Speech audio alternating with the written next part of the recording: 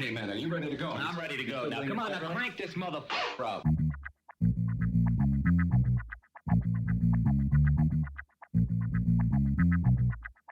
Break it down like this.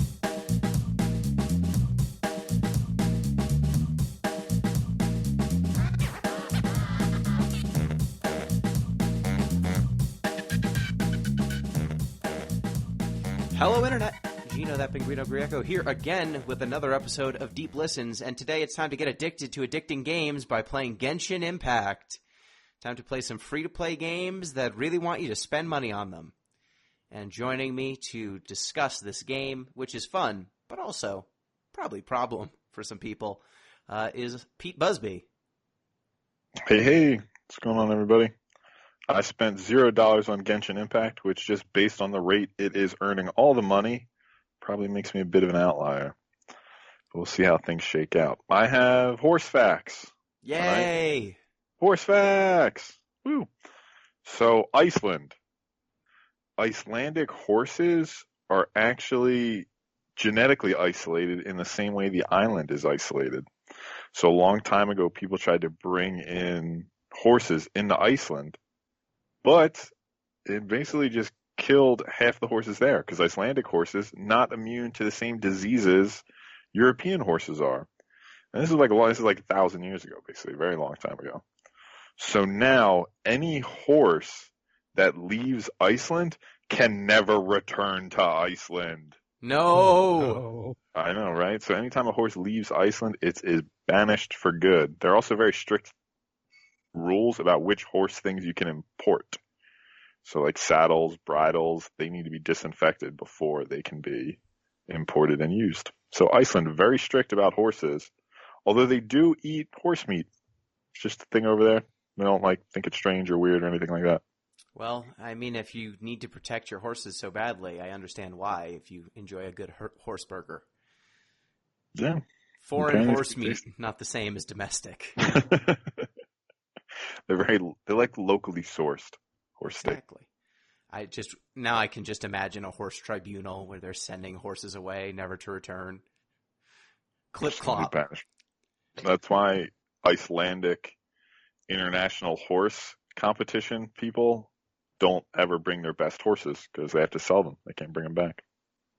Oh, wow. So all the good horses are in Iceland and all you get are the knockoff horses? Yeah, you just get the second tier loser horses. We found some shitty horses that we can just get rid of. just ship them to some other loser country. We can take it to a Spanish horse show, or as we call it, the glue factory. Oh. And that other voice of disappointment that you hear is M. Palladino. Hello. Hello. This game was less of a money sink than it could have been. I didn't spend any money on it.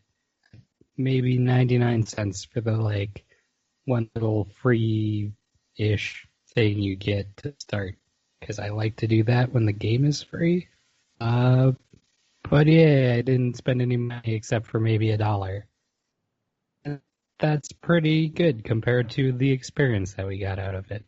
Yes, I would gladly have spent the same amount of money I spent on Genshin Impact that I spent on NBA 2K 2020. I wish I spent $0 instead of $60 on that game. It's a lot of dollars. That's 10 more than $50. I've gotten far more enjoyment out of Genshin Impact than NBA 2K. But that's for another time. That's for Extra Life, I think.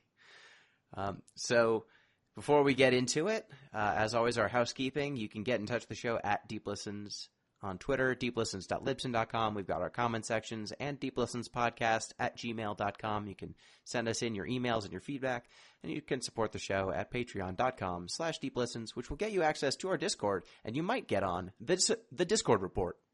The Discord report. Boop-a-doop-a-doop-a-doop-a-doop. This week on the Discord report, I did not take notes this time because I forgot to do that. What is on Discord? So we've got people bidding ill-advised amounts of money on old PS2 games. Talking Not about gonna name any names. Yeah, some folks were bidding on Shadow Hearts and other fine content like that. The fact that there was a game called Kingdom Hearts and a game called Shadow Hearts that came out in the same, like, back-to-back years, but they have nothing to do with each other and could not be more different other than they were both made in Japan. Great. I can't wait for all... I bet there were a bunch of parents that thought that they were getting the sequel to Kingdom Hearts when they bought Shadow Hearts and just bamboozled. We had more terrible food discussion. Don't go on the food channel if you join the Discord. And we also had some announcements. So on the FFTCG, we had a small game night. We'll probably try to get some more game nights going because Opus 12 is coming out, and we have a set review podcast on the way. So we had some discussions of the new Opus. So yeah, it's been a fairly light week because everyone's living in existential dread. Because if you're listening to this, it's probably Election Day or after Election Day. Woo! In Democracy Grand. Yeah, I mean, if we had one, it'd be great. It would certainly be better. Certainly be better than what we've got. But with that in mind, it's time for my obsession. And my obsession this week has been with, guess what movie series I've just gotten introduced to for the first time. The Can't Fistful of imagine. Dollars trilogy? What did you say? I was picking old spaghetti westerns, so probably not those. No, my grandpa loved those things though. But no, not old spaghetti westerns. You'll be much madder at me, I think, for not having seen these films previously. Star Wars. How did I know? I was just about to guess Star Wars. It's sort of mediocre sci-fi. The first three. The good ones. Okay. The good ones. The good ones. The good-ish ones. The better ones. Yeah. I'm a big Star Wars fan. I don't know if you know this. And I will admit that 9/10, well, 8/9 of those movies are pretty terrible. Yeah. Just the scene where Darth Maul fights the two Jedi. That's the only part. Yeah. They got, after 3 movies of just old men and, like, not professionally trained stunt people barely being able to mimic sword fighting, and then you get this guy doing backflips and shit. It's like George Lucas Unchained. And maybe you can confirm this. I don't know if it's true or not, but I've heard that actually the animated Clone Wars series is one of the high points of the Star Wars canon. I fucking love the Clone Wars series. It's very good. It has my favorite character in the Star Wars universe, Ahsoka Tano. I have a tattoo of her. I will die for that series. And there was a rumor that she's going to show up in The Mandalorian, which is... it's alright. There's worse things in the canon. So I have to watch that new season. Yeah. Yeah, so I am just getting into the first 2. I watched the first movie. I'm most of the way through the second movie. Actually, no, I think I just finished the second movie. Now I'm starting the third movie. You've never seen these movies before? No, Not and even guess, like in passing? Nope. How is that possible? I've seen bits of The Empire Strikes Back and I've seen clips of all of these movies because I exist in the world. But I have never sat down and watched the first, second, or third movie from start to finish, any of them. Like, I know a bunch of the sequences, and, like, when I was watching the movie with my partner, I was just constantly going, that's where this fight is. I remember this from the N64 Star Wars game. This battle. I remember this from Star Wars Battlefront. How George Lucas intended it to be experienced. Exactly. Oh, we're going to fight 8 AT-ATs, and we're going to go between its legs. I remember this. This is like Lego Star Wars. Exactly. I'm going to make a claim here. I don't care what the canonical pronunciation is. It should be AT-ATs. It should not be AT-ATs. AT-AT. It should be AT-ATs, and I will say that until I die. It'll be my last words on my deathbed. I guess AT-AT, AT-ST, I guess at-st is not what anyone ever says. Exactly. This is going to be a whole Star Wars pronunciation podcast. Oh no, the worst kind of Star Wars discussion. But yeah, my takeaways from the first two movies is, one, remember when people knew how to edit movies and rein it the fuck in? Like when they decided, hey, this movie shouldn't be longer than 2 hours. When I went into the first movie, I was like, oh, I guess I'm in for like a 3.5 hour thing, because every Star Wars movie after these three, they just couldn't cut a scene. George Lucas refused to cut scenes, or I guess J.J. Abrams. But those movies are crisp. They're enjoyable. Most of the scenes that they show you relate to the plot, which, it's not a big ask, I don't think, but that's not the case with a lot of the other Star Wars movies that I've seen. And I would say I see all of the things that Star Wars does well and all the things that Star Wars does poorly all in the first two movies. Like there's a lot of just people saying just proper nouns and expecting you to just go with it. It's very clear that George Lucas just came up with a bunch of cool-sounding shit and never expected to have to explain what it was. Like, they offhandedly mention the Clone Wars or, different creatures, and they're just like, yeah, we're never going to explain that or go back to it. You just have to roll with it. This is Star Wars. They've got a lot of nice, framing. The music is very good. The motivations of characters are very simple and easy to follow. Everything can be explained with vague hand-waving. So, yeah, all that stuff is still present. And one thing was present that I don't know that either of you have ever experienced, because if you've ever tried to watch the original films in the modern day, George Lucas has taken his grimy hands and reached back into them and injected them full of terrible, terrible CGI. Oh, yes. You saw the updated version then. Those are the only versions you can see on Disney+. Ah, you're on Disney+. That's why. Well, I also own VHS tapes of the original trilogy because my partner wanted me to see the last untainted version of these movies. But we don't have a VHS player, so at a certain point I was like, we've waited 10 years or more to watch these stupid films. Let's just watch them. I'll deal with the terrible CGI. And the CGI is terrible. It's really bad. It's really jarring every time I see it. Every time I see the cool old models, and then in the first movie, there's a lot of scenes where they have left the cool old models. Almost everything in The Empire Strikes Back has been replaced with bad CGI from early 2000s. Huh. Like most of the TIE Fighters, the X-Wings, anything in space, like the Millennium Falcon, almost all of that stuff is now bad CGI. And then there's just a lot of scenes where clearly there was just empty space that they have instead chosen to fill with CGI. So, there are scenes where, stormtroopers are walking around, and now there's just a big old dewback lizard walking around. I was going to mention that one clip, actually. There was something, so bad in that shot that they were like, maybe we should just cover it up. And so that's what they did. They just CGI'd a big lizard into the scene, passing through. And it's very strange, because that's not how you shoot a movie. No. It's weird. What was bad? What were they trying to cover up? I know worse exactly than the lizard?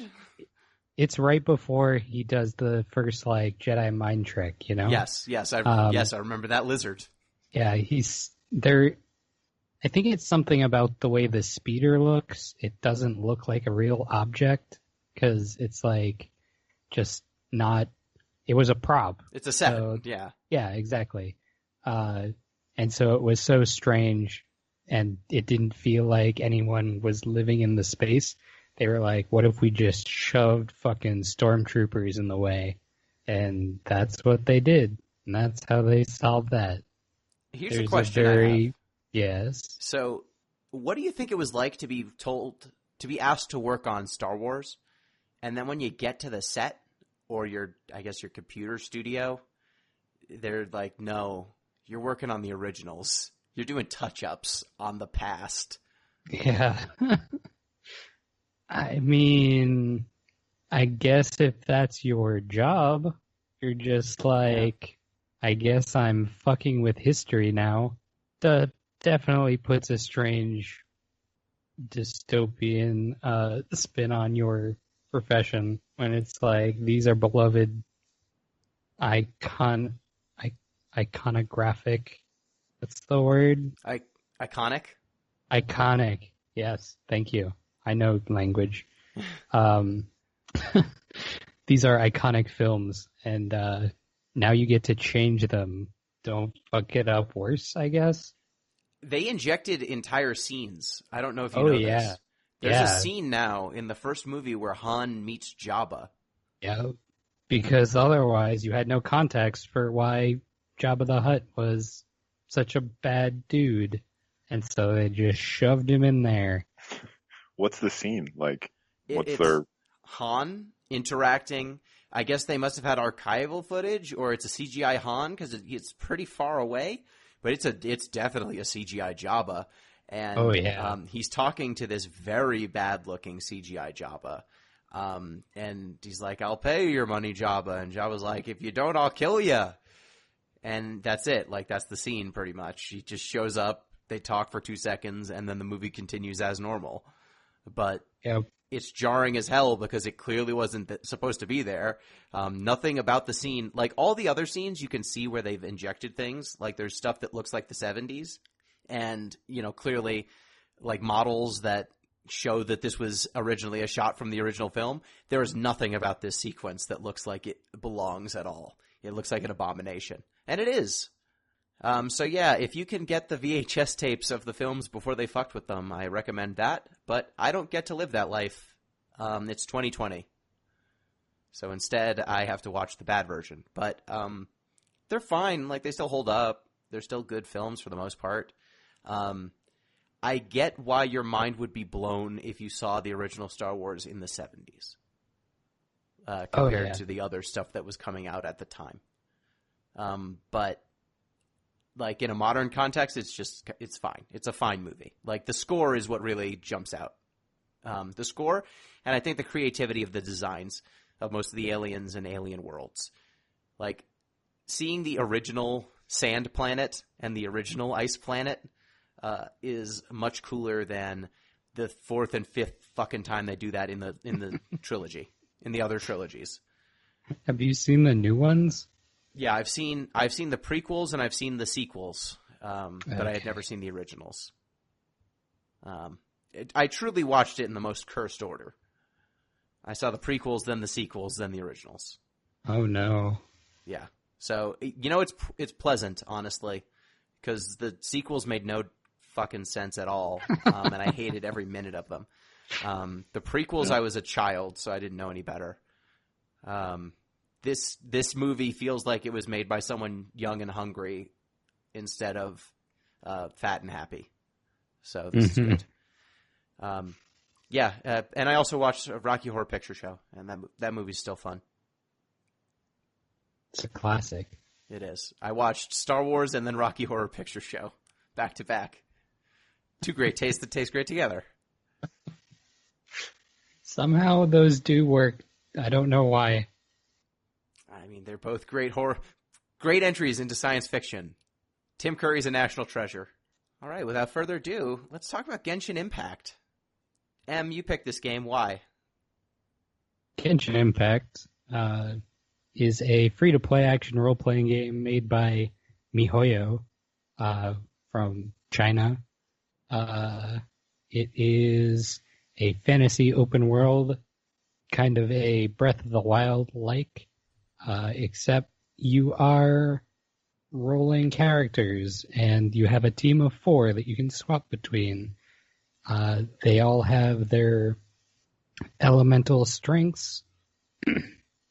You start as a wind character. You can get ice, fire, water, electric, a whole bunch of these elements. And then you go around fighting monsters for the chests that they hide, basically. Would you say there's more to it? You're in a fantasy world. I forget what its name is because everything's got ridiculous Lumen? fantasy names. Some nth. Yeah, I don't know. They're There's all Mondstadt. There's 2 towns that you can go to, or 2 cities that you can go to in this version of the game. Mondstadt and Liyue. Yeah. And I forget what the name of the continent is, though. It's Teyvat. Yes, Teyvat. And we learn about other nations. So in this world, there are 7 nations. Each nation is governed by an element, and each element is wielded by an archon, kind of this paragon of the element, and they are kind of the leader and ruler of the nations. But each of the nations archons has kind of a different relationship to their people, and as a result, each of the peoples has a very different deal with what they believe in. Mondstadt is the city that you start in when you first boot the game up, and it is the Wind Nation. It's pseudo-European, it's faux European, and their whole deal is freedom because they're according wind. to the wiki, it's German specifically. But yeah, faux European's pretty accurate. Yeah, faux German. They have their whole deal is freedom. Their archon is absentee, so their god is missing basically, and they are basically governed by the Knights of Favonius, which is just the worst name. They're a bunch of knights that are kind of crappy that protect the borders of this little hamlet in the middle of a lake, and you team up with them. You go on missions. You get a bunch of the members of the Knights of Favonius to join your crew. Those are kind of the free characters you get access to for the most part. And then after you complete a series of story missions there, you get access to Liyue, which is kind of a faux China. And it is the Earth Nation, and they are governed by by the Earth God, who is the god of contracts. And apparently he rules the nation directly. And once a year, he comes down, gives everyone a dictate, and then pieces out for a year. But he directly controls the country. And That's kind of ideal as far as if you were a ruler, how would you probably want to do it? yeah, and I'm on a End quest. of a piece of paper. Like when I ended before this podcast, I got to a quest line where it seems like almost all of the merchants in this place have had a personal experience with the Earth God at some point, like just showing up to their store and being like, hey, this store's pretty cool.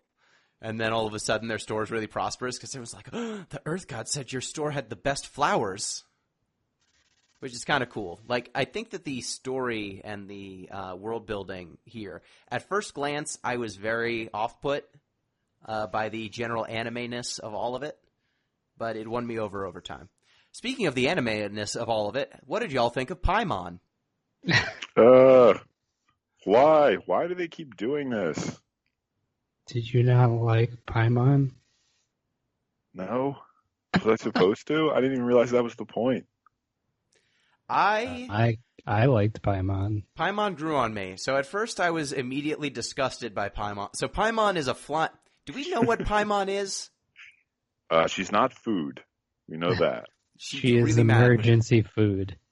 She's emergency food. She flies. She's a fairy-looking thing. No one ever explains what she is. She just shows up one day. Like, when you boot the game up, she shows up, and she's like, hi, I'm Paimon. I'm your buddy.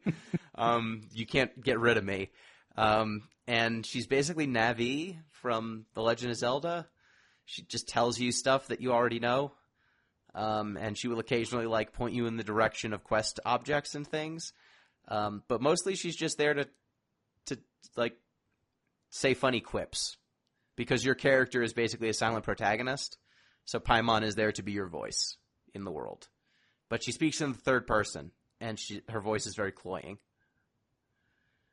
But yeah, she had her moments. Like, at first I was really off-put by Paimon, and then there was a dialogue moment where I think... like, I needed to get food or something, and Paimon was like, I got food for you. And I was like, thanks, Paimon. She's like, Paimon's good like that. I'm like, great point. Thank you, Paimon. You are good like that. And as the game goes on, her little shtick got funnier to me. Though it really is baffling that they never explain what she is or where she came from. I mean, Paimon's like a demon, right? That's like... lore. I don't know. She's a mascot Like character. like real Clip life and name lore. Paimon? Yeah. What is that Let's from? find out. Hereditary has a Paimon that is not very good. Kind of the exact opposite of this Paimon. So this is not a Digimon. I don't think so, although that could be a good twist. Oh, that'd be great. Paimon's some sort of evolution. Digivolution. Ooh. So apparently he's some. Yeah. The short answer is yeah. It's all very convoluted. Paimons are demons? Paimon is one specific demon. Some Awesome. sort of king that's obedient to Lucifer. Damn, There's Paimon. You good like that. Right? Yeah, so There's a Paimon... lot of names in this fucking Wikipedia article about Paimon that doesn't tell you basically anything. There's a lot of names in this game, period. Yeah. So the gameplay is largely kind of Breath of the Wild adjacent with some light RPG fare, I would say. You get access to weapons. Some of them you get for free by like finding them in chests and stuff. But all the good weapons you get by either crafting them or getting them in drops, which is kind of the main free-to-play system in this game. So the way that you acquire new characters and exclusive weapons is by wishing. So wishes, if you're not paying, they expend primo gems, which are these little gems that you get for completing quests in the game. You get them at a fairly steady clip early on. I assume that it gets worse the further in you get. But it takes 160 to get a wish. And then that wish has a like 0.05 chance of getting you a rare drop, a like a 1 or 2% chance of getting an uncommon drop. It's painfully low. And then all the other chances are you're definitely getting a level 3 drop, they're all garbage. All of the level 3 drops are terrible, from what I can tell. Like, they just made the numbers higher on the 4 and 5 level weapons. And so you're sad whenever you don't get them. But they do have a system where every 10 drops that you cash in, you are guaranteed at least a 4-star drop. So if you have the volume of wishes, you will eventually get good drops. But the chances of getting any specific drop is incredibly low. Is it like doing the wish 10 in order to do that, or is it wish 10 times no matter how spread out? It's Did wish they 10 change times no matter that? how spread out. Oh, that's pretty good. Yeah, That's so a lot better than what it was. Oh, did you have to do wish 10 before? Yeah, like the only way you were guaranteed anything is if you did the wish 10 times, and then that would give you a guaranteed 4-star or higher, but otherwise you were just rolling the dice. Oh, no, I think now it counts every 10 wishes. You're guaranteed at least one. But it's like I've been doing it as like a slow drip. Anytime I get to 160, I just cash them in. And I have not interacted with the paid system, but that's kind of the main thing that you'd be paying for is for gems that turn into primo gems or one of the other currencies. It's like a currency that can turn into other currencies. And since I haven't bought any of the original currency, I don't really understand how you turn the paid money into the fake money, what the conversion rate is. But it seemed fine, the free-to-play stuff. Did anyone get any good pulls? One of my first polls was Chi-Chi, who is a like Chinese zombie with the hat and all, kind of like there was The Senko from it's not Street Fighter. It's one of the other Capcom fighting games. I mean, she's in Marvel vs. Capcom.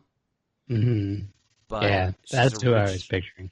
She's originally in what is the spooky fighting game that Capcom does? Oh, Darksiders? Yep, Darksiders. She's a Darksiders character. Wow. I can't believe I got that one. Yeah, Senko is... never played that game. Yeah, so Chi-Chi is a ice healer. When she does her special, she heals your entire party a little bit the more it hits stuff. So I was pretty much set from then on because I didn't have to worry about my health ever. Like, unless I fell from something, I was pretty okay for the rest of the game. Like, falling just kills you outright if you fall from a high enough, but just taking damage, I would just switch to her, and then she would heal up whatever damage I took. So, pretty good. 5-star. Do recommend. Yeah, if you can roll that 0.00001 chance for Chi-Chi, do it. Yeah. Pete, any good rolls for you? So my two best pulls were probably Noelle. She's a friend of the show. Yeah, friend of the show. She jumped in. I was like, hey, good to see you. I didn't expect to see you here. You're a maid now. Weird. Yeah, she's a maid who wants to be a knight. She's a Geo adept. So when she's fighting, she can create this real big sword, which is a nice touch. Like, it's an energy sword that attaches to her normally very large sword to make it even very larger. And I got Zhongling. She is a chef and a spear fighter, very quick, and she can summon a bear that breathes fire. Very tiny stuffed teddy bear, which is also pretty cool. And he eats a little chili, and then he breathes fire. It's adorable. Yep. Yeah. It is. I think you get her pretty early either way. Mm-hmm. So, I mean, not awesome, but, it's another character, I guess. Yeah, she was on my team, too. I got her early as well. So there are a few characters that you get in this game for free. You get Lisa, who is a lightning adept. She's kind of a wizard. She's ranged. She's not like all the free characters are pretty. All the free characters that are not time sensitive are pretty bad. Like Lisa's not great. You can get, I think Kea is his name. He's a cryo. He's an ice guy, ice swordsman. He's fine, but his damage isn't great and his ultimate's not great. You get Amber, who's she's an archer who's fire type. Which I found her pretty good early on just because her gameplay is the most engaging because you actually get to aim. But her ultimate and her ability they're both terrible. Like, she drops a little bunny version of herself that explodes, but it explodes really slow. It takes a long time to blow up. And her ult move just kind of like AoE damages with arrows, and that's just not very good. And then right now, if you get to adventure level 20, I believe, or if you complete the main, actually no, I think it's if you complete the main storyline in Mondstadt, you get Barbara for free. She's a healer she's like maybe the best pure healer.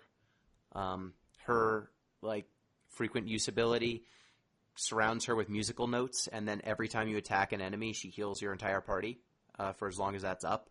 And then her ultimate just heals everyone a whole bunch. And then if you get to, there's like this challenge area, the Abyss, and if you get to floor 3-3 before like the end of the week or something, you get Kung Fu Panda, the lady with the spear. So for me, I got a couple lucky pulls. So Noelle right now is guaranteed. If you get like the beginner, there's a beginner's like wish set, and if you get that, you're guaranteed to get Noelle. So she's locked in. I was able to get Razor, who's a wolf boy. He's Electro. Wolf boy. Does he turn into a wolf? So yeah, he was raised by wolves. So his E ability, he jumps and like slashes with an electric claw, and he can stack up like 3 balls of electricity that he can cash in to deal big damage. And he charges up his Q really fast. And then his ultimate is he unleashes the spirit of the wolf, and he gets a gigantic electric wolf shadow that's kind of like shadowing him, and it causes all of his physical attacks to be much faster, deal more damage, and he hits twice because the wolf hits too, and the wolf deals electro damage. So he's pretty fun. He was my big damage dealer until I got my good pulls. So I got 2 level 5 pulls. I got Clee, who's currently like in some promotion. So she's easier to get than most level 5s right now. She does bombs. She's fun. She's like a little elf, little imp girl. She carries around a backpack full of bombs, and whenever she idles for too long, she says, "These bombs, so heavy." And then you throw bombs. Her E is called Jumpy Dumpty. It's a little bouncing bomb that after it bounces 3 times explodes into little bombs. And then her ultimate, she says, "Blow them all up." And then a little floating like laser starts hovering around her, and it will lock in on enemies and just light them up automatically just for her being around them. So she does incredibly high burst damage. Like, you switch her in, you hit E twice, then you hit Q, and then everything dies. And I also got Diluc, who, if you play the story mode in Mondstadt, he shows up. You get to try him for free. He's also really good. And interacting with him, because he's a level 5, and I had, at this point, 3 Claymore users. I had Razor, the Wolf Boy, is a Claymore user. Noelle's a Claymore user. And then Diluc is a Claymore user. And, like, the level 5, they just turn the numbers up on most of them. Like, they just do more damage. They have better animations.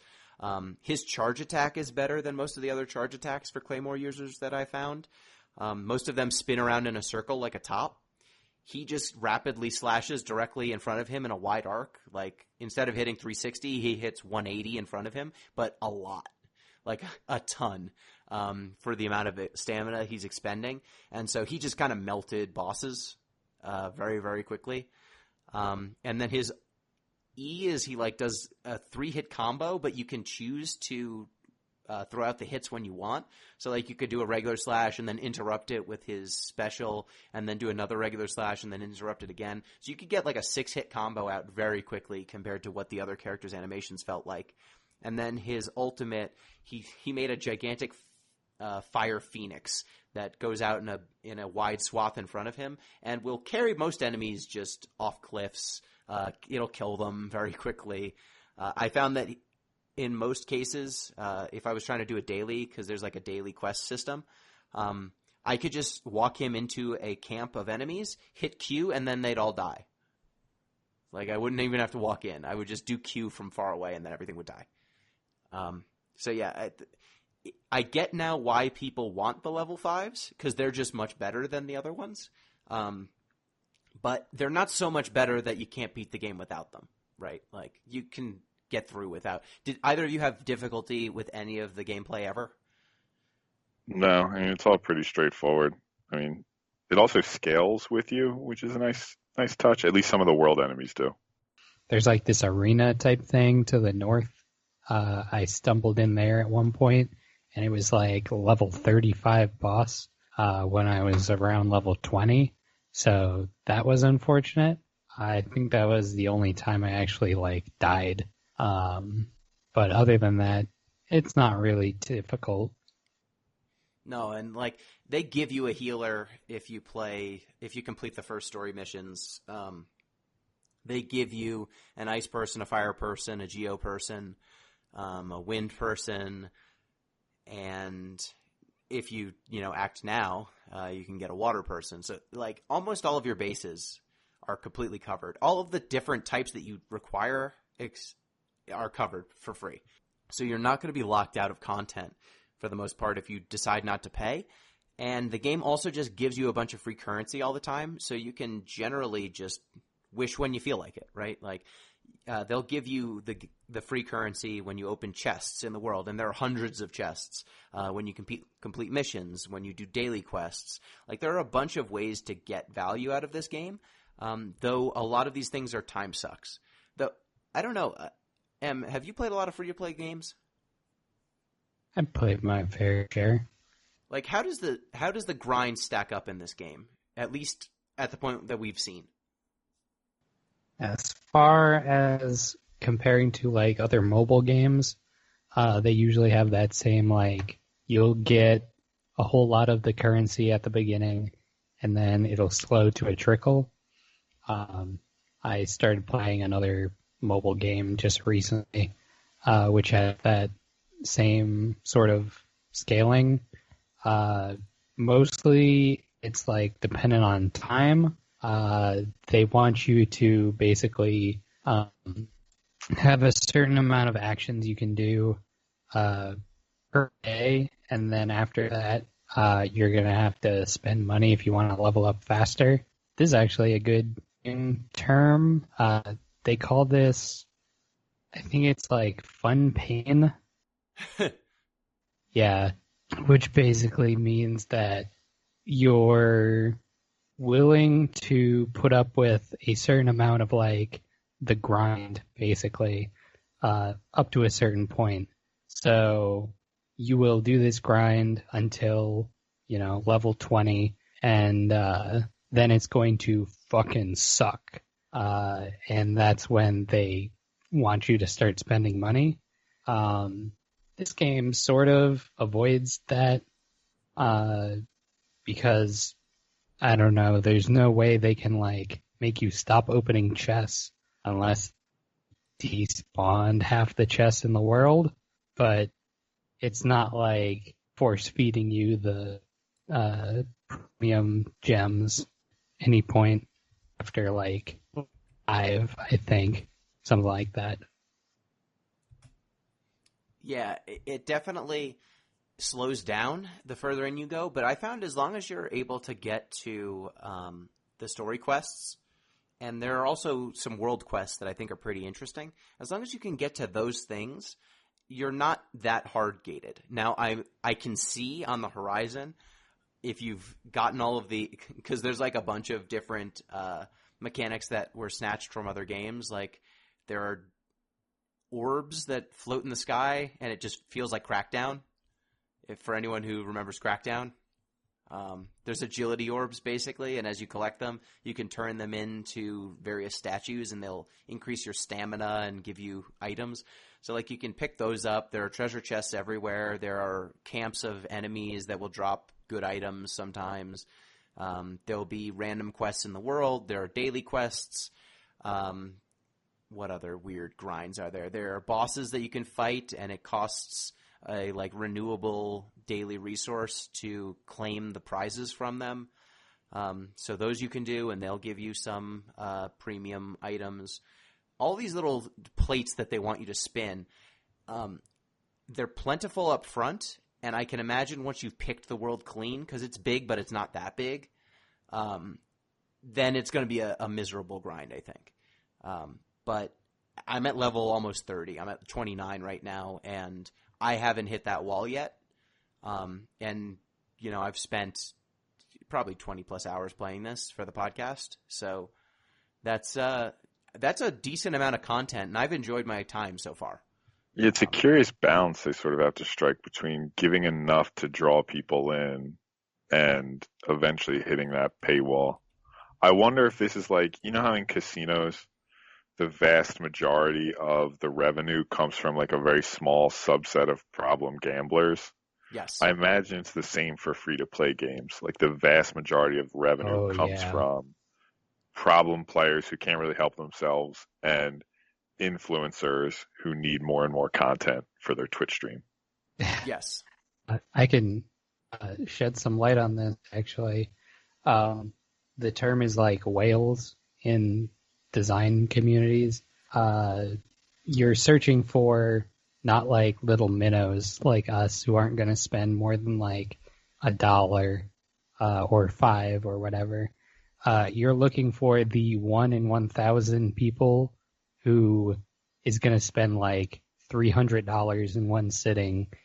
So they don't have to target everyone. They just have to find the whale in the ocean. And to that point, somehow this game is free. You can download this right now. You can get started. You can get to almost level 30 without paying a cent. But this game grossed over. You want to take a guess how much money this game made in a month? I did look it up. So okay. if Gino, if you haven't. I'm going to say $350 million. Okay, a little over. $250 million within 1 month, which makes it's a preposterous amount of money. That's the GDP of a small nation. Yeah. It is one of the largest mobile game launches in history.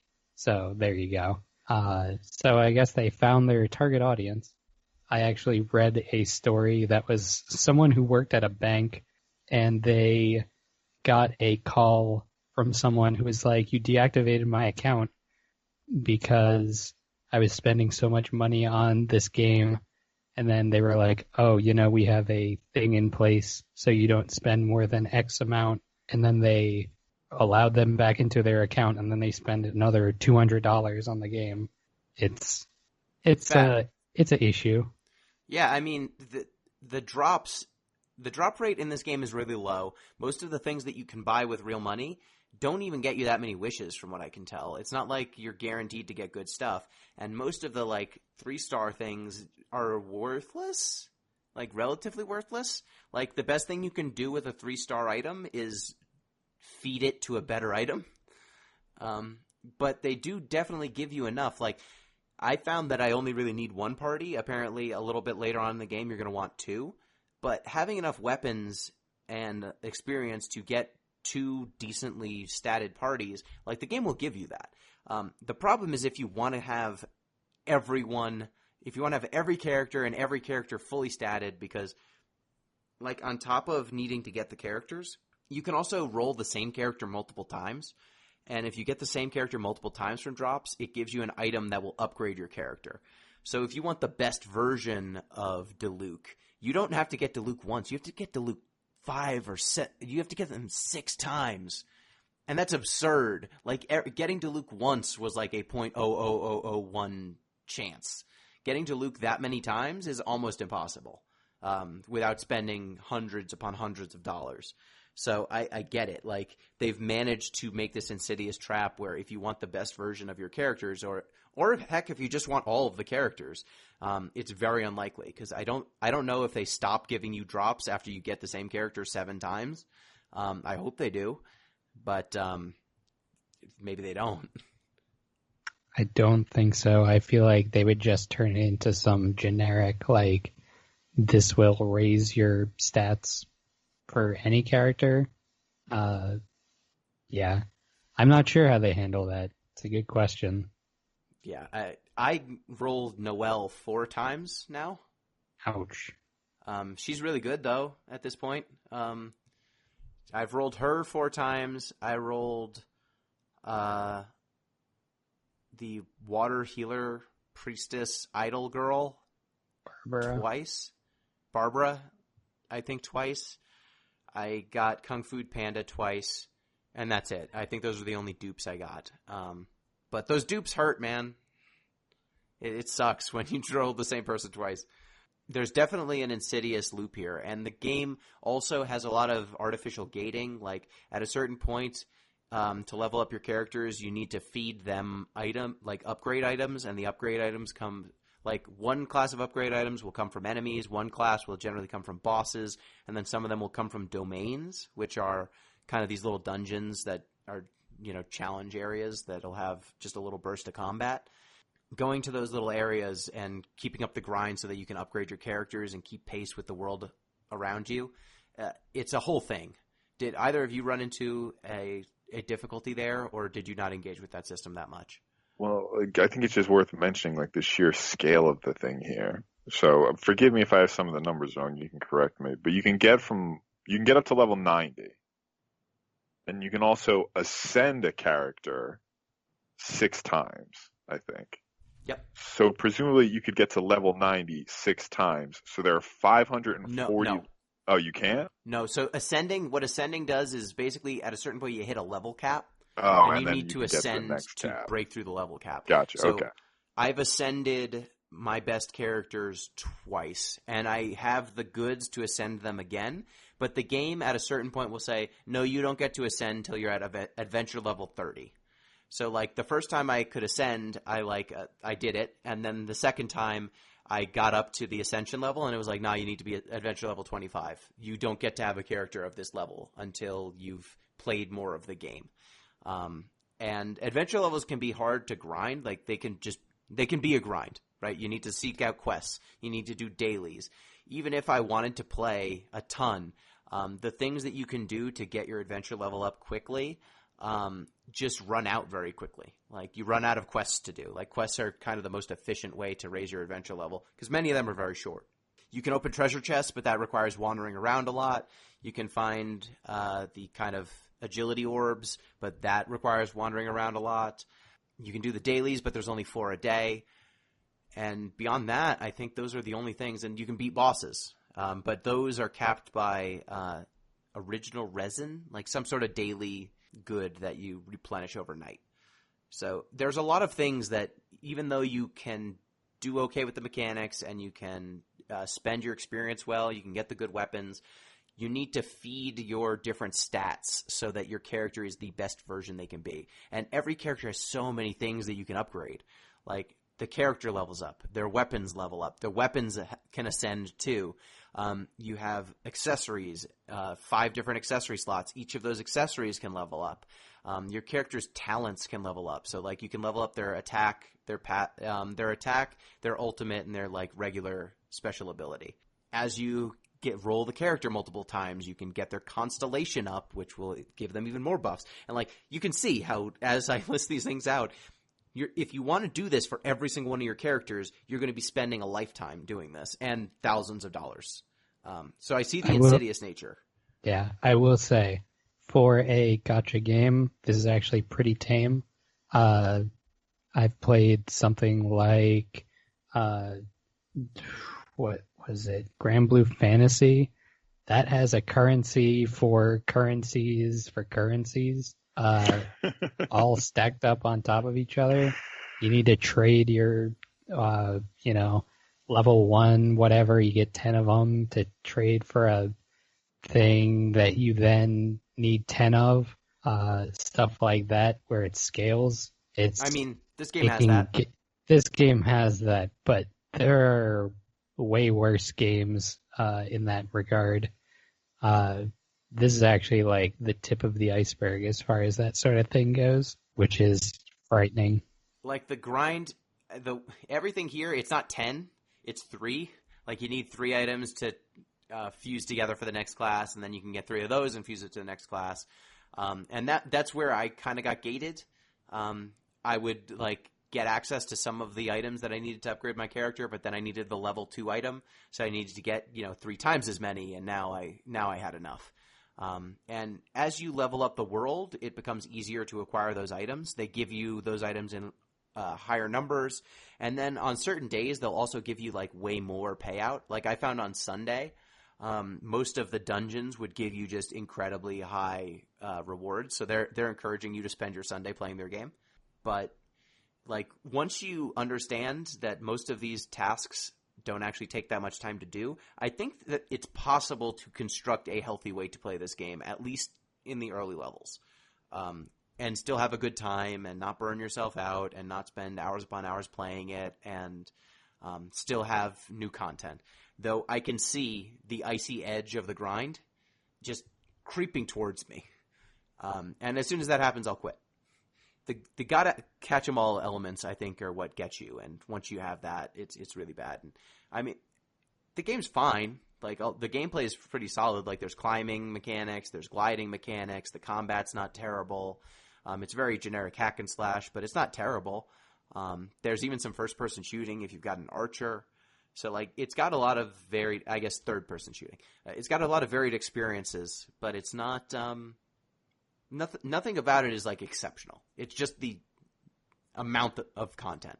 No, it's a nice level of content if you want to stay free to play. Like, I could continue to play this game, and by the time I get to the point where I would absolutely need to start buying things, I think I'd be done with it. Yeah. Yeah, I agree with that. It's definitely, like, you don't have to do all these things that we're laying out right now. In order to have a good time. Like, I haven't, aside from a few, like, stray bosses that I am, like, under geared for, or I'm not at the level for, I don't think there's any reason that I would, like, go worry about grinding my fucking constellations or anything. Oh, no. Like, there's no way to do that without spending any money, and there's really no benefit to trying it. Like, the party I have is fine. I mean, there's no PvP. Is there any PvP? Did they put that No, in? there is multiplayer, and Yeah. I didn't try it at all because strangers creep me out. That's fair. We could have played together. It's true. We can still play together. You two Yeah. creep me out even more than strangers. That's That's good call. fair. But yeah, there's definitely stuff if you wanted to do the high level content, I guess, where you're going to be gated. Like going into the Abyss, that kind of like challenge arena, there were definitely times where I just got stat checked and I just was not strong enough. But because the world scales with you, even if you manage to get a leg up on the enemies that you're fighting, eventually you're going to hit the cap. Like, Diluc is the character that I invested the most resources in, and I can't level him anymore, and I can't level his weapon anymore. I need to level up my adventure rank before I can level anything about him. He is as maxed out as he can be without me rolling a lucky new sword or something, which that's fine. But I see where they put up the roadblocks and basically say, okay, do you want to pay to get over the roadblock? And I'm like, no, thank you. It's fine. I'll wait. I'm patient. So, Pete, you wanted to talk about collecting things and a sense of ownership. Yeah, I did, right? So there's an interesting, I don't know, every once in a while I end up reading business articles, Wow. just to make myself unhappy. And there's an interesting sort of discussion going on now about how streaming services or sort of, video games as a service, these sort of new models get around problems with ownership. So there's a psychological benefit to owning a thing. Like, this is mine, this is my thing, to the point that, like, they've run experiments where if you give, let's say you have a group of students, you give one a pen and you give the other one a mug, there will be less trading than you'd expect because people overvalue things they own because it's theirs. Right? It makes sense. We've all been like attached to our stuff. But like sort of games like this, or sort of, streaming services have a problem because you don't actually own anything.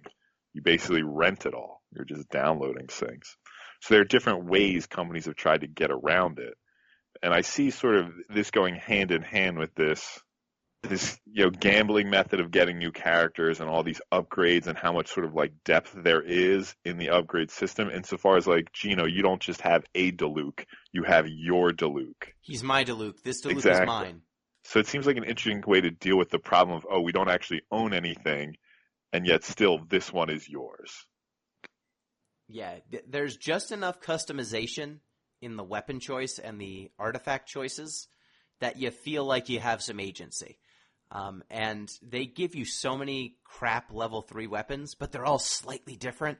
So it makes you think like, oh man, maybe if I just got a slightly different sword, this game would feel different. It doesn't. But there's always that chasing the dragon element, right? Like, I've definitely noticed that the better weapons have higher numbers. The abilities they have are better. They are better in almost every way. And so even the like feeling of customization I found is pretty facile.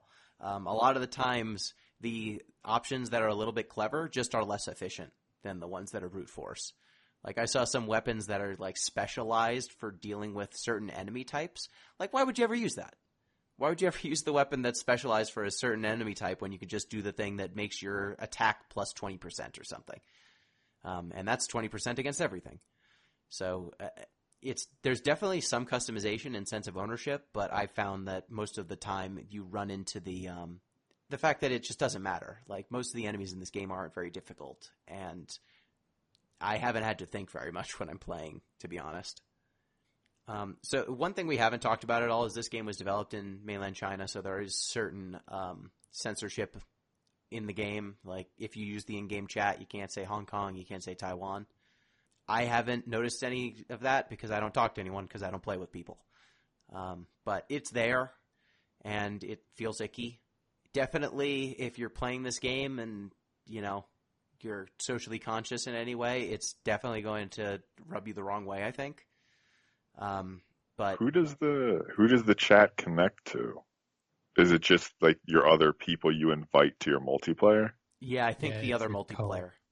Mm-hmm. So like at most you could plan insurrections with like 3 other gamers?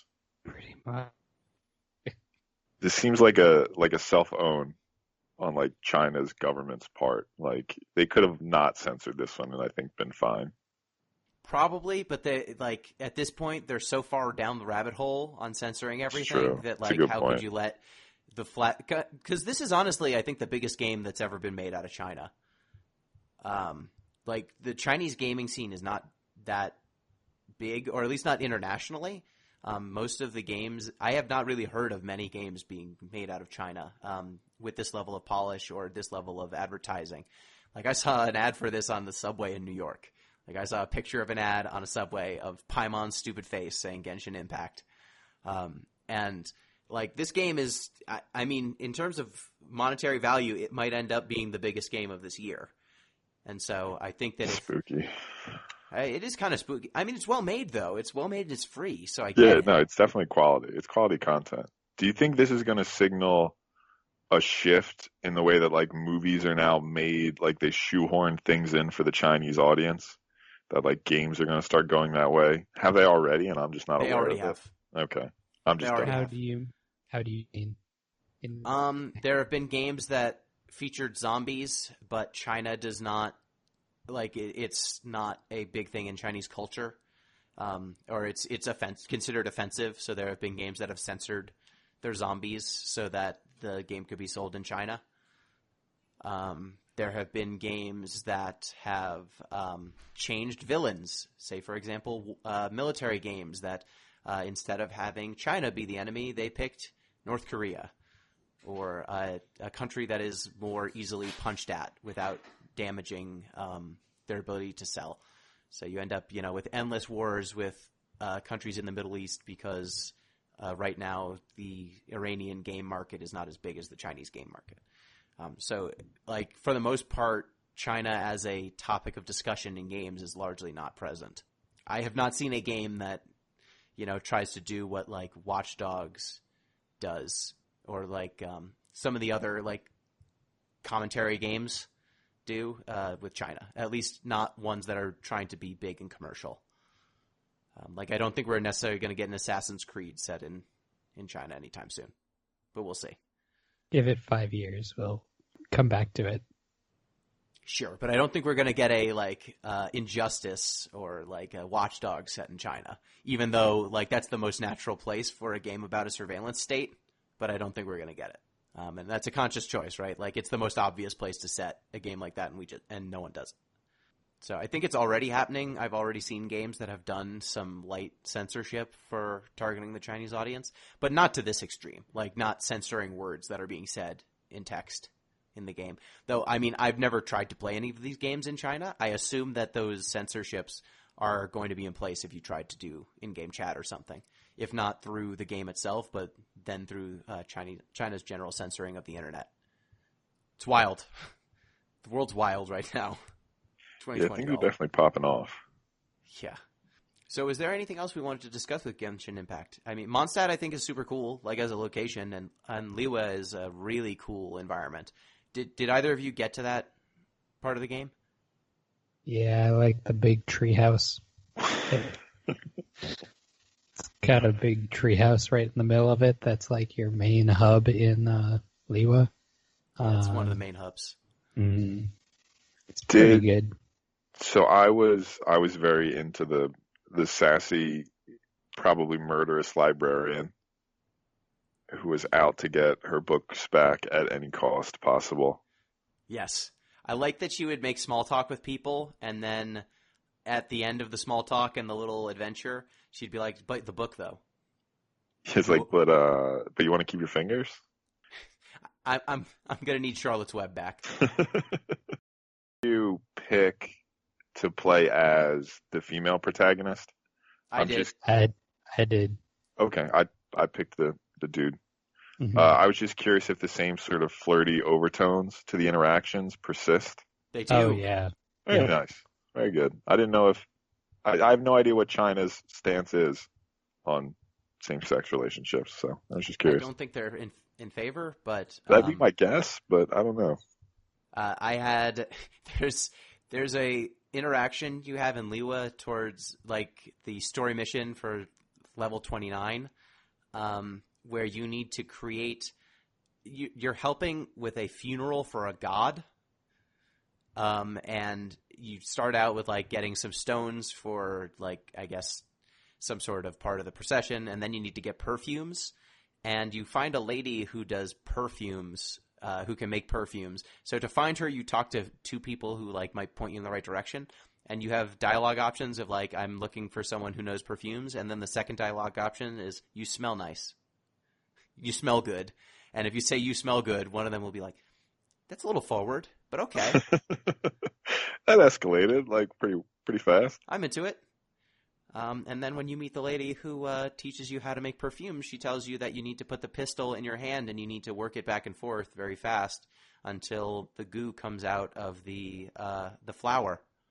Subtle, very subtle. Escalated. Yeah, and she hits on you the whole time. She's like, now you must please me. She says, now you must please me. It's like, what? I'm like, what do you mean? She's like, oh, I mean, I would be very happy if you did a good job making the perfume. What an incredible pickup line. I wish I could go back to being single so I could just walk up to people in bars. Now you must please me. Yeah, it's this game's funny. I didn't expect that. Like, there are a lot of good bits with Paimon. I found some good joke characters in the world. And it also has some moments that I thought were a little sad. Like, I found a dude who wants to play hide and seek in the mountains in Liwa. And I found him by a house that was abandoned. Like, there's like papers on the ground, and you can read of these papers about people up and leaving. And there's two gravestones on a cliffside, with like those little ghost things that you can follow around, and they'll lead you to chests. One of them is floating over one of the gravestones. And after you play hide and seek with this guy, he's this grown man who wants to play hide and seek. He says, yeah, you know, my mom and my dad used to play hide and seek with me, but they haven't been able to find me in a really long time. I'm like, what? Wow. Oh, no. What about He's those? that good? And he's like, yeah, the last time we played hide and seek, I hid in my super secret spot by the cliff. And, you know, I heard them coming to try and find me, but they never found me. And I think it's very implied that, like, they thought he was gone and fell off the cliff or something, and they either left thinking he was dead, or they died looking for him by falling off the cliff. But he's just been, like, living in the outskirts of their house. There's no good outcome there. No, he says his uncle shows up sometimes and gives him food. And he asks his uncle where his parents are, and he says he doesn't know. Yeah, they're dead. They're super dead. But that was something I did not expect to see in the random wilderness of this world. And, like, there's a lot of cool stuff when you climb up into the mountains of Liwa and you deal with, like, their gods and their they have, like, animal gods that live up in the mountains. And they're cool to see. Like, there's a lot of stuff going on in this world. Like, the main story is probably the worst part of this game. Yeah, it's not super interesting, at least at the beginning. Did you notice, too, I don't mean to, like, nitpick on a game that, once again, is free, and you get a ton of stuff. But did you notice sometimes the written dialogue and the spoken dialogue didn't line up? I did. Yeah, I mean, not an issue, but kind of jarring. Translated like 7 times. Sometimes there's like Netflix shows that have that too, so I'm desensitized to it, I think. Yeah, again, I paid $0 for it, so I'm not going to blame them for this. What did you think of Sitchnaya and the Fatui? the villains of this world. Did you run into them? Another group with a terrible name. I don't know why they all made these decisions. These names are terrible. It sounds like a sneeze. Yeah, the bad guys are from fake Russia, in case you were wondering. They're the ice people. Yeah, they have a Tsarista. Yeah. She's kind of hot, though. Good point. She comes and messes with you at some point. Did you like Venti? Venti was cool. I kind of really like the idea of like this incognito god that's rolling with you, and who's like super weak too, like relative to his status as a god. Like he's getting kicked around by regular people because him not leading his country has made him weaker. But because he believes in freedom, he doesn't believe in leading. Which I think is interesting. The Zarisa is definitely hot. Yeah, I just looked up a picture. She's super cute. And Venti's real name's cool, Barbados. I just like all the interactions with people who are like in the Church of Barbados are like, yeah, we would be doing all these rituals and stuff, but the god isn't here. And he's like, fear not, I am here. And they're like, fuck off, get out of here. Shut up, Bard. You stupid little kid. It's so good. I require my Lear. We're not giving you this Lear. No, I'm the god of wind. This is a sacred artifact. You don't get to have it. You're a child. Yeah, I like when you break the Lear and Barbara is like, oh man, I can't believe you broke this Lear. And then he's like, don't worry about it. And then he magics it back together. She's like, oh, thank goodness. I'm never letting you touch it again. And as soon as she leaves, he's like, we should get out of here. Why? You fixed the Lear. Because that magic's not going to last forever. Let's get the hell out of here. This game is pretty funny sometimes. It is. And like, I like that Paimon just comes up with shitty nicknames for all of your teammates. Like, I think Tone Deaf Bard is what she calls the God of Wind. Yeah, she does. She calls, I met some swordsman. She called him like the bookworm swordsman or like the loser swordsman, something like that. She comes up with shitty nicknames for everyone, and it's great. It's very endearing. And many of them do suck, so good for her. But yeah, this game, I don't know how much more there is to say. Like, it's a solid game. It's worth the $0 you pay for it. I'll say that. Absolutely. It is definitely worth the price. Worth the price of admission. It is. Just be careful. Like, if you're going to get in this game, most of the things that you can buy are bad. Like, I don't think the conversion rate on the items is very good. The wishes are a very low hit rate. You can buy battle passes, like this upgrade. There's this system called a battle pass system, which like keeps track of your daily activities and gives you points for the more things you do. And you can upgrade to a like higher tier where it will give you more rewards the more you do. But even that, like, most of the items you get aren't very good, like, or at least they're not very scarce to the point where I feel like I would need to pay $10 to get twice as many. What are the other things you can even pay for? You can buy to upgrade your battle pass. You can pay money to just step up in your battle pass, but that's a really poor investment too. So it's not like it's pay to win, which in some ways feels worse because in some cases I wish I could just pay for the good stuff. Like every month they give you 2 characters you can buy outright with fake money. I think it's the fake money you get when you get a 5-star or more character, which is hard to do outright. But if I could just buy those characters, I'd feel way better about it. But the game doesn't give you that. And so I'm just left thinking, why would I want to ever pay? And I think it just banks on eventually you liking the game enough and just being annoyed enough by the barriers that you'll pay. But I found that most of the normal gameplay actions, like getting items is pretty easy, getting the upgrade items is pretty easy, leveling your character is not that bad. Even like crafting, I was worried that there would be a crafting queue and it would just take, 20 minutes to craft a simple item, but it didn't. It took like 3 seconds to craft. So unless you're crafting hundreds of things at once, I don't think even that time sink is going to be a problem. There are higher tier items that take longer, but if you're just crafting like basic stuff, usually it's just low end, like 2 minutes, I think, at most. I mean, the level 4 sword that I made took 3 seconds to craft. Oh. What am I thinking? I'm thinking of food. You can cook.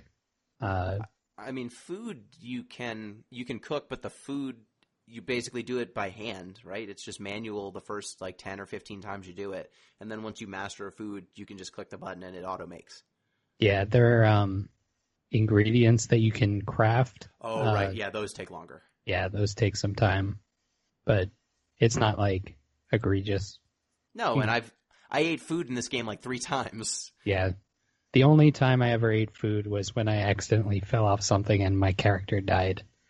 Because I don't even know how to eat the food other than clicking on a dead player and then say like a window pops up and it's like, you're dead, you want to eat? And I'm like, yes, please. And that's the only time I eat anything. But I did all the crafting of like, well, to get it to auto craft food. And then there's no reason to ever do it because I had a healer. Yeah, I used food. There were some bosses that were a little annoying. Like the boss to get water upgrade items is tougher than all the other ones. And that one I found to be a pain in the butt. And sometimes I'd need to eat food to deal with it. But that was it. Like, for the most part, I was able to get through this game without interacting with that system at all. Though it is very funny when you eat more, your characters have a, like, fullness meter. And at a certain point, they're too full and they won't eat anymore. I never even saw that. Yeah, you need to eat a lot to even notice it. I guess the last question, what system did y'all play on? I was also going to ask this. I usually play it on PC, but I also have it on Android. What'd you do? I was PC only. I was PC as well. Okay. The only difference is on PC, I don't like having to push the Alt button to get the mouse to interact with like the stuff on the screen. Yeah, that's a little annoying. Yeah, because I would always hit the Windows key and then I would go to my menu. And that was annoying when I was trying to like do something in the middle of combat. Other than that, like, it's perfectly functional. It's not out on Switch yet, right? No, I did not see it. It's TBA on Switch. Yeah, I don't think so. Yeah, you could play it on PS4, but apparently that's bad. I don't know why. Yeah, I haven't noticed. It's funny, like, on my version in the PC, the shadows are messed up. And at first I was like, I can probably fix that by, like, changing some settings or something. But then I was like, nah, this deserves to be messed up. This is how it should look. It should look broken. How messed up are they? They're pretty messed up. It's very pixelated. It looks like the game's on fire a little bit when there's a lot of shadows. But it's not. It runs fine. I have not had any hitching, really, or anything performance-related. But it just looks like trash. But that's good. That's real weird, because my PC is not very advanced, and it runs it fine. Mine's not either at this point. Like, it was pretty good 7 years ago, but now it's not. But yeah, it runs fine. It's just the shadows. So yeah, I think that's it for Genshin Impact. Any final thoughts? Paimon. Paimon's okay, I guess. You're just not listening to Paimon closely enough. I think you need to talk to her more. I don't think that's it. Do either of you know what the character XP does? I think it's specifically XP for that character that you have active, and then there's another type of XP that affects all the characters that you have.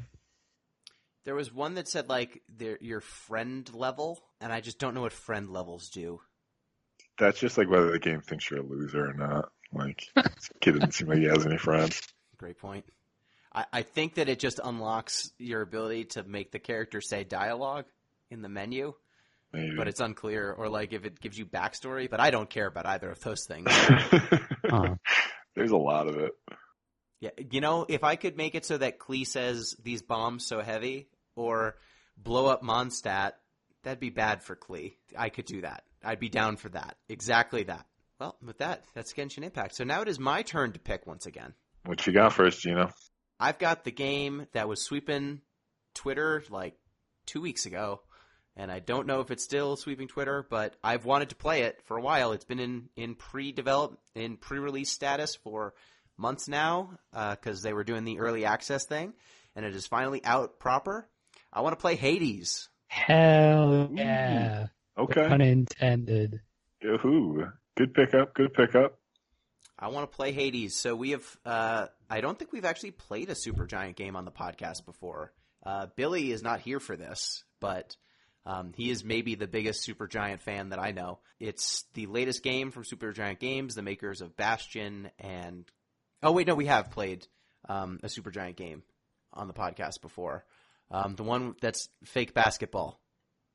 Yes, I remember that one with Manly Tinderstaff. Yes, Manly Tinderstaff, Pyre. It is the next game from the makers of Pyre, the makers of basketball. We can only hope Manly Tinderstaff makes another appearance. we can. I think it's more Greek mythology, but who's to say? Zeus met a lot of people. Who's to say Manly Tinderstaff? That's true. So let's play Hades. I've heard nothing but good things about it, and it looks super cool. How much of it would you like us to play? Would you like us to escape completely? I have no idea how hard it is. I don't know. I haven't managed to do it. I played a little bit. I haven't played it at all. Let's play as much as we want to play. We don't need to escape. We got a good feel for it. If we like it, I didn't expect to play Genshin Impact this much. I don't think I needed to play as much as I did to have an opinion on it. But now I know a lot about Paimon and, I'm exclusively evaluating Hades based on the accuracy of its Greek mythology. I hope so. You might not like it. Or maybe you'll really like it. I don't know.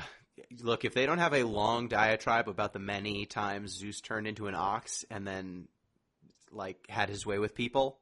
Or swan. I mean, any number of weird bestiality subplots. Yeah, there's so many. And weirdly enough, in Hades, there are so many.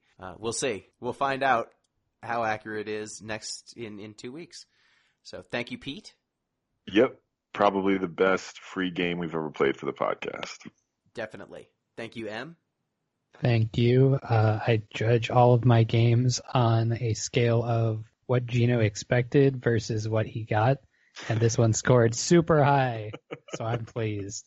That's true. I expected this to be very bad, and it was pretty good. Hell yeah. And thank you, listeners. Reminder, if you want to get in touch with the show, you can do so at deeplistenspod on libsyn.com. You can get in touch with us on our comment sections, deeplistens.libsyn.com. Oh, at deeplistenspod, at deeplistenspod on Twitter, deeplistens.libsyn.com. We have comment sections, and deeplistenspodcast@gmail.com. That's the email. And you can support the show on patreon.com/deeplistens. Till next time, peace.